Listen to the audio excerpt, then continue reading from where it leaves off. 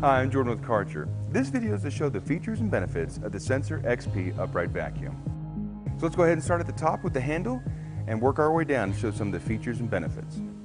On the vacuum, you'll notice the yellow daily operator touch points. These indicate parts or pieces the operator will use every time the vacuum is working.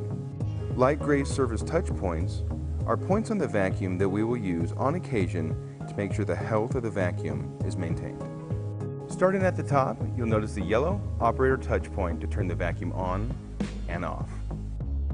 You'll notice on the cord handle assembly a thick collar where the assembly slides down into the canister of the vacuum. And there's a clip to lock it into place firmly.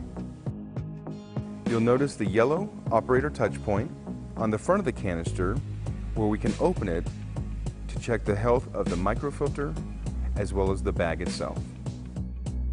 At the bottom of the canister, you'll notice the light gray service touch point to detach the canister from the main portion of the head. On the head of the vacuum, you'll notice the light gray service touch point, which is the release for the brush roller. Simply depress this, pull the bearing block out, and you'll have easy access to the brush roller. At the head of the vacuum, you'll notice pictograms and words to indicate operational and safety indicators.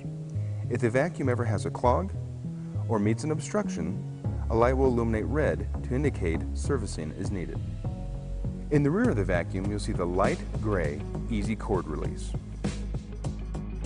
The crevice tool and the upholstery tool are mounted in the back of the unit for easy access.